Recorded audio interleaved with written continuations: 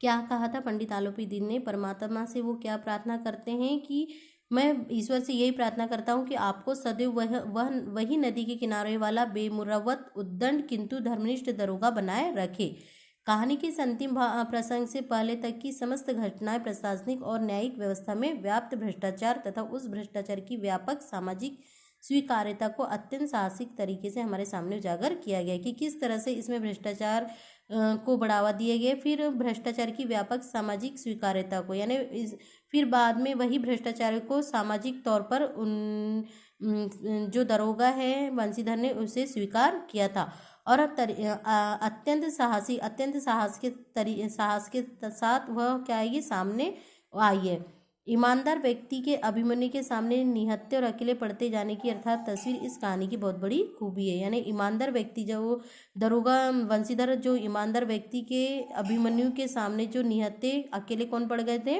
पंडित आलोपी दीन। जब वो उन्हें गिरफ्तार कर रहे थे तो पंडित आलोपी दीन क्या हो गए थे? निहत्थे और अकेले पड़ते जाने की जब अकेले पड़ जाने की जो बात उन इस कहानी में क्या है ये सामने है कि वो इतने बड़े विद्वान होने के बावजूद, पैसे वाले होने के बावजूद भी वो क्या हो गए थे? दरोगा के सामने अकेले पड़ गए थे, यानी उनका पैसा भी उस समय कोई काम नहीं आया था।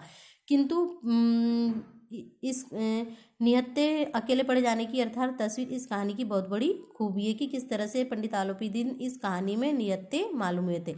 किंतु प्रेमचंद ने इस संदेश पर कहानी को खत्म नहीं करना चाहते क्योंकि उस दौर में वे मानते थे कि ऐसा यथार्थवाद हमको निराशावादी बना देता है, मानव चरित्र पर से हमारा विश्वास उड़ जाता है। नहीं, इस कहानी इस संदेश पर प्रेमचंद जी ने क्या नहीं चाहा है कि कहानी को खत्म नहीं करना चाहते थे कि क्योंकि अगर ऐसी कहानी का अंत यहीं समाप्त हो जाता तो ऐसे यथार्थवाद हमको निराशावादी बना देते नहीं। जब वो वहीं पे भ्रष्टाचार का काम हो जाता, खत्म हो जाती वहीं पे कहानी, जब वो वंशीधर उनसे नहीं लेते तो यथार्थवाद हमको क्या कर देता? निराशावादी बना देता। मानव चरित्र यानी एक मानव का दूसरे मानव के चरित्र पर से क्या हो जाता? विश्वास उड़ जाता। अगर वो भ्रष्टाचारी होते या उनसे जो क्या बोलना चाहिए रिश्वत ले लेते तो एक मानव का दूसरे मानव पर से क्या हो जाता? विश्वास उड़ जाता।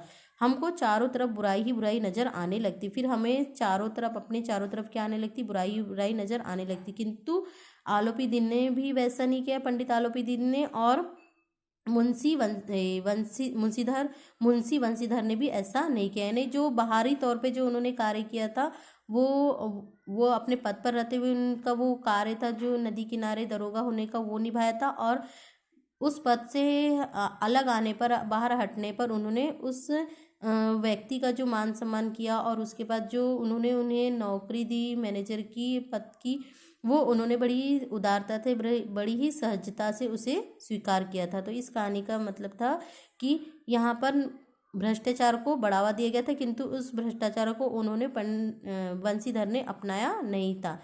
किंतु बाद में जब उन्होंने सज्जन व्यक्ति उसी पद के ओहदे यानी अपनी धन दौलत के बल पर उन्हें वो उस अपने क्या बोलना चाहिए जायदाद का मैनेजर बनाने आया था, तो यानी वो सहजता से उन्होंने उसे बड़ी ही सहजता से सरलता से उसे उस पद को स्वीकार किया था।